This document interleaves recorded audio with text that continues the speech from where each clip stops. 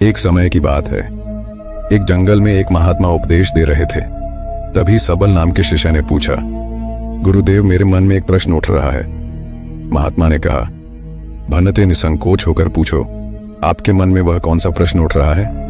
तब सबल ने कहा, गुरुदेव, मैं यह जानना चाहता हूं कि कुत्ते को एक टुकड़ा रोटी खिलाने से मनुष्य को कौन सा फल मिलता है?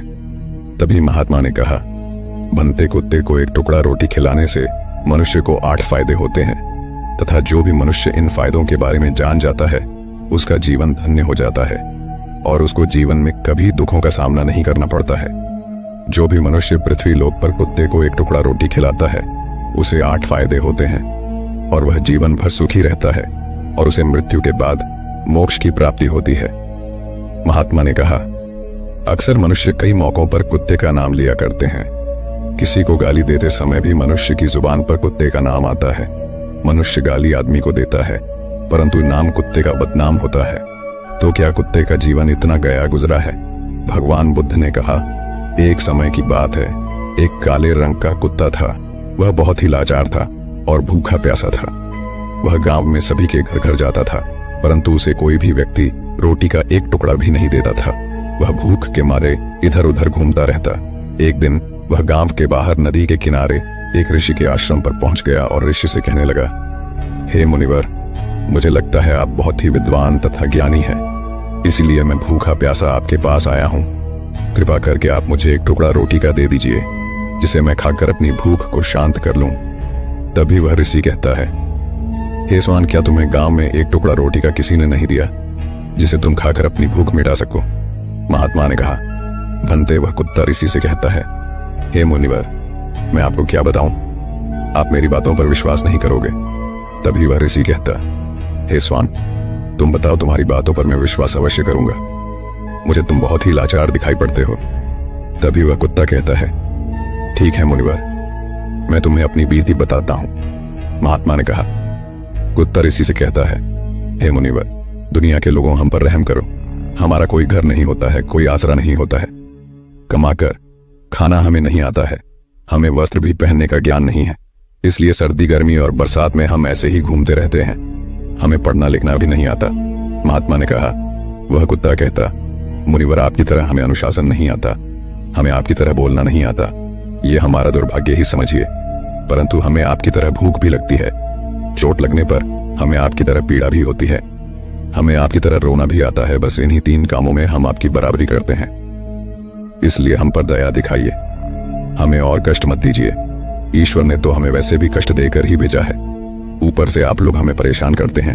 हम आपकी तरह मनुष्य नहीं हैं, हम पर अधीन जीव हैं। जब हमारा जन्म हुआ उस समय हमारे आंख कान बंद थे। कह नहीं सकते कि उस समय आपके जन्म पर जैसे नाच गाना होता है, बाजे बजते हैं, खुशी मनाई जाती है। हमारे जन्म पर भी यह सब हुआ होगा। हमारे जन्म पर किसने खुशी मनाई होगी?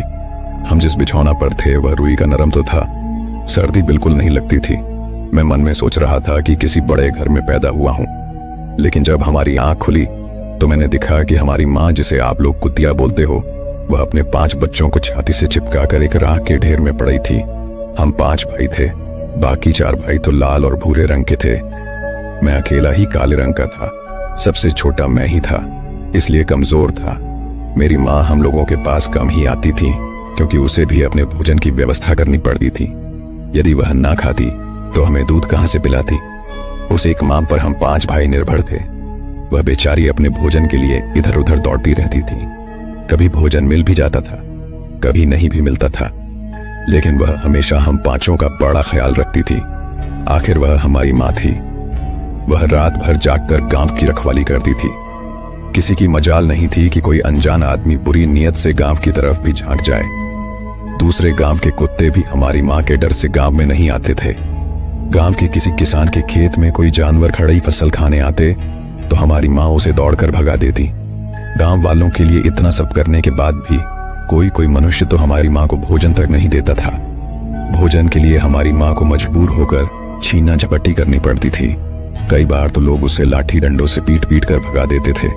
बेचारी उस दिन भूखी प्यासी रहकर पेट की आग से जलती रहती थी। महात्मा ने कहा। वह कुत्ता कहता है, हे मुनिवर, आखिर भूख तो हमें आपकी ही तरह लगती है। ऊपर से उसे अपने 5 बच्चों की चिंता भी लगी रहती थी। आखिर माँ जो थी भूख उसे चैन से बैठने नहीं देती थी और गांव वालों का भी उसे देखकर हृदय नहीं पसीजता था। तो बेबस होकर उन लोगों के घरों में मैं चोरी से घूमना पड़ता था और खाने की कोई चीज मिल जाती तो उसे खाकर अपने पेट की आग बुझा लेती थी। कई बार तो लोग उसे खाने की वस्तु ले जाते हुए देखते तो लाठी डंडे लेकर उसके पीछे पड़ जाते। कुछ निर्दय लोग तो कई बार उसे घर के अंदर बंद करके पीटते थे, हमारी माँ का बुरा हाल कर देते थे। फिर वह कुत्ता ऋषि से कहता है, हे मुनिवर, हमारी माँ ने क्या बिगाड़ा था? उसने सिर्फ अपने पेट के लिए भोजन ही तो चुराया था। चोरी करने का हमें कोई शौक नहीं है, पर पापी पेट हमें यह सब करने के लिए मजबूर कर देता है। एक दिन की बात है, बड़ी जोरदार बरसात हुई, ओले पड़े थे, ठंडी हवा चल रही थी। उस ठंड में ठिठुरकर हमारे 3 भाई मर गए। उस दिन हमारी माँ बहुत रोई थी, लेकिन मनुष्य हमारी पीड़ा को नहीं समझे क्योंकि उसके बच्चे थोड़े ही मरे थे।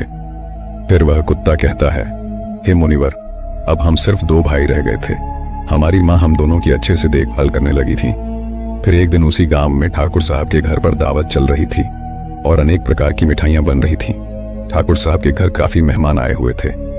हमारी माँ कुछ खाने की तलाश में बार बार उधर जाती, लेकिन लोग उसे दुत्कार कर भगा देते थे। किसी को उस पर इतना भी तरस नहीं आया कि एक रोटी उस बेचारी को खाने को फेंक दे। एक रोटी से उनका क्या बिगड़ जाता। मेरी माँ बार बार जाती और वहीं खड़ी खड़ी देखती रहती थी। ठाकुर साहब के आंगन में दावत खाने का सिलसिला चालू हुआ। भोजन परोसा जाने लगा। मेरी माँ भी वहीं जाकर पूछे लाने लगी। खाना परोसने वाला आदमी जब किसी काम से भीतर गया तो मेरी माँ दबे पांव रोटी लेने को चल पड़ी। फिर दूसरे आदमी ने मेरी माँ को जाते हुए देख लिया तो चारों ओर से लोग चिल्ला चिल्ला कर उसकी तरफ भागे। मेरी माँ उनकी चीख सुनकर घबरा गई। 2-3 आदमी लाठी लेकर उसके पीछे बड़ी बेहरमी से दौड़े। मेरी माँ वहां से घबराकर भागने लगी, परंतु उसे वहां से निकलने का कोई रास्ता नहीं मिला क्योंकि सामने से लोग लाठी डंडे लेकर आ रहे थे। तभी मेरी माँ वहां पर जो लोग भोजन कर रहे थे उनको लांघ कर निकल गई। महात्मा ने कहा। आगे वह कुत्ता कहता है, हे मुनिवर, मेरी माँ अपने निकलने पर इतनी हैरान नहीं थी जितनी कि उन लोगों को देखकर हुई थी जो वहां पर दावत खा रहे थे। वह सब उठकर खड़े हो गए। उन्होंने भोजन करना छोड़ दिया और कहने लगे कि कुतिया के लांघ जाने के कारण भोजन भ्रष्ट हो गया है। सब एक दूसरे से विचार विमर्श कर रहे थे कि अब क्या किया जाए, खाना तो सब खराब हो गया। फिर ठाकुर साहब फूट फूट कर रोने लगे। कुछ लोग तो यह भी कह रहे थे कि भाई, कुतिया के लांघने से भोजन खराब कैसे हो गया? उसने खाने में या पतलों में मुंह थोड़ा ही डाला है, सिर्फ ऊपर से लांघ कर ही तो गई है।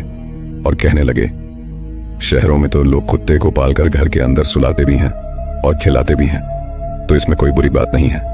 अगर कुतिया लांघ कर गई है तो भोजन खराब नहीं हुआ है। लेकिन उनमें से कुछ लोग बड़े घरों से ताल्लुक रखते थे, उन्होंने एक भी नहीं चलने दी। कह रहे थे कि भोजन तो भ्रष्ट हो गया है, यह हमारे खाने के लायक नहीं है। आखिरकार उन्हीं की बात मानी गई। अब तो वह सारा भोजन गरीबों में बांट दिया गया। उस दिन तो मेरी माँ को खूब पेट भर के खाना मिला था। ऐसा सुख उसने जीवन में कभी नहीं पाया था, लेकिन वह सुख उसके लिए बड़ी मुसीबत बन गया। वह भोजन करके वहां आराम से लेटी ही थी, उतने में वह ठाकुर डंडा लेकर वहां आ पहुंचा और उसे बुरी तरह से पीटने लगा।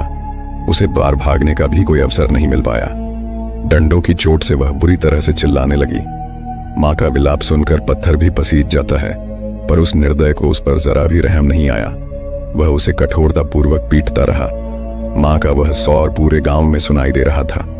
तब कुछ लोग आए और उसे समझाते हुए बोले, ठाकुर साहब, जाने दो, भूख में तो आदमी की भी बुद्धि भ्रष्ट हो जाती है। यह तो एक पशु है, इसे अच्छे बुरे का क्या ज्ञान। अब इसे मारकर आपको क्या मिलेगा?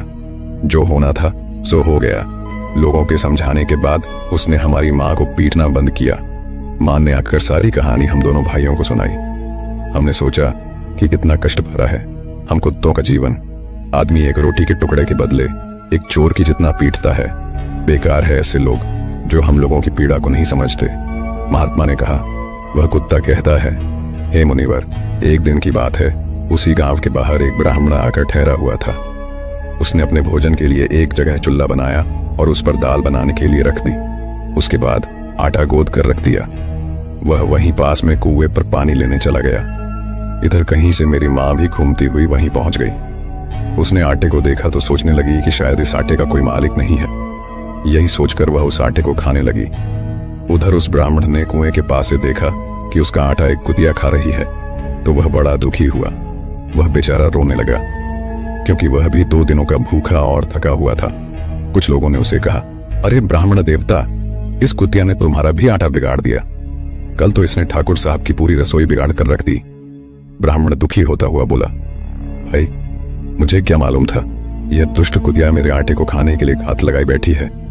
ब्राह्मण ने ना आव देखा ना ताव लाठी लेकर उस कुतिया के ऊपर टूट पड़ा। माँ उस आटे को ठीक से खा भी नहीं पाई थी, पर उससे ज्यादा कि उस पर लाठी बरस गई। महीनों तक मेरी माँ लड़खड़ाते हुई घूमती रही। तब उस दिन समझ में आया कि आदमी कितना खुदगर्ज है। हम उसका कोई भी कार्य करते हैं तो भी वह हमें नहीं समझता। आगे वह कुत्ता कहता, हे मुनिवर, हमारी कमी यह है कि हम उन्हीं मतलबी इंसानों के अधीन रहना चाहते हैं जो हमें कष्ट देता है, जो हमें प्यार से खिलाता है। हम उसके कितने काम आते हैं ये उन्हें नहीं पता। उनके घर की रखवाली तो करते ही हैं, साथ ही साथ और भी बहुत सारे लाभ हैं जिन्हें मनुष्य नहीं जानता। महात्मा ने कहा, यदि मनुष्य कुत्ते को रोटी खिलाने के फायदे जान जाए तो अपने जीवन में होने वाले नुकसान से बच सकता है। आज मैं आपको बताऊंगा कुत्ते को रोटी खिलाने के 8 फायदे। मनुष्य को पता नहीं है कि जब भी घर में रोटी बनाई जाती है तो सबसे पहली रोटी गौ माता की होती है और पिछली रोटी कुत्ते की होती है। महात्मा ने कहा, ऐसा ही विधान भगवान ने बनाया था, लेकिन भगवान के बनाए उस विधान को भूलकर मनुष्य अगली और पिछली रोटी स्वयं ही खा जाता है। इसका दुष्प्रभाव उसके जीवन पर पड़ता है। कुत्ता वह प्राणी है जिसको रोटी खिलाने से मनुष्य के जीवन में पड़ने वाले ग्रहों के दोष भी दूर हो जाते हैं। महात्मा ने कहा, कुत्ते को रोटी खिलाने का पहला फायदा, कुत्ते को रोटी खिलाने से शनि का नकारात्मक प्रभाव कम हो जाता है। शनि ग्रह जब अपनी कुदृष्टि डालता है तो हर मनुष्य बर्बाद हो जाता है। जिस व्यक्ति पर उनकी महादशा का आरंभ हो जाता है तो बने बनाए काम अपने आप बिगड़ने लगते हैं और वह मनुष्य आर्थिक तंगी का शिकार हो जाता है। उस स्थिति में व्यक्ति यदि कुत्ते को रोटी खिलाता है तो उस पर शनि का दुष्प्रभाव बहुत ही कम हो जाता है। कुत्ते को रोटी खिलाने का दूसरा फायदा, कुत्ते को रोटी खिलाने से भाग्य आपके पक्ष में हो जाता है। आपके घर के अंदर नकारात्मक शक्ति नष्ट हो जाती है। कुत्ते को रोटी खिलाने का तीसरा फायदा, कुत्ते को रोटी खिलाने से माता लक्ष्मी प्रसन्न हो जाती है और आपके घर में धन दौलत की कभी कमी नहीं रहती है। कुत्ते को रोटी खिलाने का चौथा फायदा, कुत्ते को रोटी खिलाने से आपके ऊपर कर्ज नहीं चढ़ता और जो पहले से आप कर्जदार हैं उससे भी मुक्ति मिल जाती है कुत्ते को रोटी खिलाने का। पांचवा फायदा, कुत्ते को सुबह शाम भोजन देने से आपका व्यापार बहुत अच्छे से चलता है। कुत्ते को रोटी खिलाने का छठा फायदा, कुत्ते को रोटी देने से आपकी आयु में वृद्धि होती है और अटका हुआ धन वापस मिल जाता है। कुत्ते को रोटी खिलाने का सातवां फायदा, कुत्ते को रोटी देने से हमेशा आपका स्वास्थ्य अच्छा बना रहता है और मानसिक रूप से आप मजबूत रहते हैं। आपका मन हमेशा ऊर्जावान रहता है, अच्छे विचार आपके मन के अंदर आते हैं। कुत्ते को रोटी खिलाने का आठवां फायदा, कुत्ते को रोटी खिलाने से भगवान प्रसन्न रहते हैं क्योंकि भगवान को समस्त जीवों की चिंता रहती है और जो समस्त जीवों पर दया दिखाता है भगवान भी उस मनुष्य से हमेशा प्रसन्न रहते हैं। भगवान की कृपा सदैव उस परिवार पर बनी रहती है। आपने अपने बुजुर्गों से सुना होगा, कहते हैं कि जब कुत्ता रोता है तो अपशुगुन होता है, कोई संकट आता है, किसी की मृत्यु होती है, इसलिए कुत्ते को कभी रुलाना नहीं चाहिए। इस प्रकार से महात्मा ने सबल को कुत्ते को रोटी खिलाने के 8 फायदे बताए और जो भी मनुष्य कुत्ते को रोटी खिलाता है तो उसे इन 8 फायदों का फल प्राप्त होता है। वीडियो अगर पसंद आया हो तो वीडियो को लाइक और हमारे चैनल सब्सक्राइब करें और अपने दोस्तों के साथ शेयर करें। धन्यवाद।